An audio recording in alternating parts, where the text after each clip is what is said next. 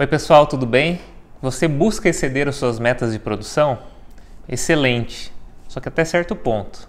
Eu sou Daniel Navarro e hoje a gente vai falar sobre mais um dos desperdícios que o Lean Manufacturing busca atacar, que é o excesso de produção. Não sai daí, deixa o seu like, inscreva-se no canal que daqui a pouco eu estou de volta.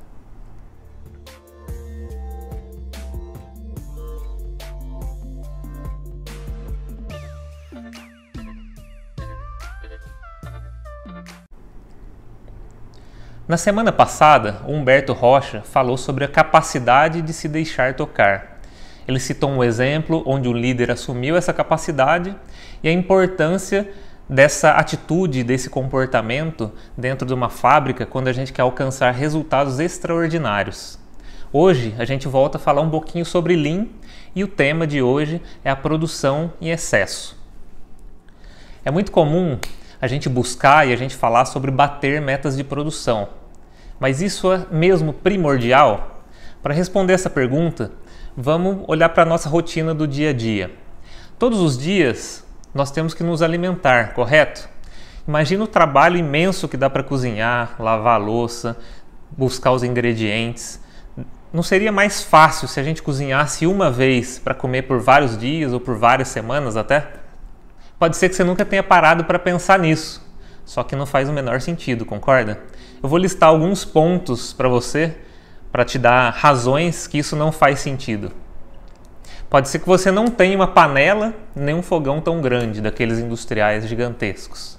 Os alimentos também são perecíveis, ou seja, se eu preparar eles hoje, talvez amanhã ainda funcione, mas daqui a 2, 3 dias isso não vai estar mais bom para comer, concorda?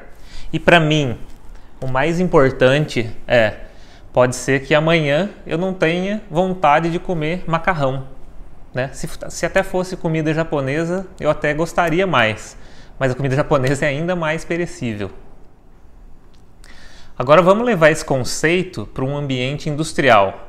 E olha que eu não estou falando da cozinha industrial, da cantina ou do refeitório da indústria. Sim, dos processos produtivos. Há algumas semanas, o Erivelton Batista, aqui da Leadership também, trouxe para vocês um dos temas, um dos desperdícios Lean, que era o excesso de estoque. E o excesso de produção está intimamente ligado ao excesso de estoque. Para ficar mais claro, vamos pensar numa montadora, por exemplo. A montadora utilizou seus recursos ao máximo, usou várias técnicas Lean Manufacturing para aumentar a produção, fez balanceamento nas suas linhas de produção dos postos de trabalho, tem um excelente time de gestão, top de linha, bateu um recorde de produção. No entanto, veio a pandemia e fechou todas as concessionárias. O que aconteceu? Mesmo que o cliente quisesse comprar um veículo e trocar o veículo estaria dentro do pátio, porque ela bateu um recorde de produção e o cliente não consegue acessar aquele veículo que eventualmente ele desejava. Nesse caso, esse pátio, esse estoque, ele está aqui tomando chuva, tomando sol, sem uma certeza futura de venda, né? Será que depois da pandemia aquele cliente ainda vai querer aquele carro? Isso está tão longe da nossa realidade assim, esse exemplo que eu dei para vocês? Nesse exemplo, a montadora usou mão de obra, usou matéria-prima, usou maquinário, usou espaço, todo esse investimento para produzir uma grande quantidade de carro, um recorde de produção, excelente, não é? Mas o carro está aqui, parado, tomando chuva e sol. E se ao invés desse investimento todo ter sido usado para produzir pra caramba, bater o recorde de produção, e se ele tivesse sido usado com outra finalidade? Ou se todo esse investimento eventualmente fosse usado para baixar os custos da produção desse carro? Baixando o custo, o preço poderia cair. Se o preço cair, mais clientes iriam querer comprar, porque o carro estaria mais barato, maior seria a demanda, pátios mais cheios? Não, né? Mais vazios, obviamente. Isso aumenta muito a competitividade. Seria um ciclo virtuoso perfeito, concordam?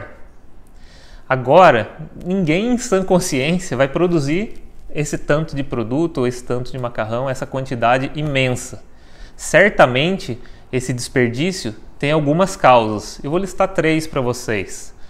A primeira delas, pode haver um tempo excessivo para uma máquina fazer um setup, ou seja, aquela configuração para produzir um determinado produto. Então, quando aquela configuração está montada, se aproveita ao máximo aquela configuração para produzir o máximo de produtos possíveis.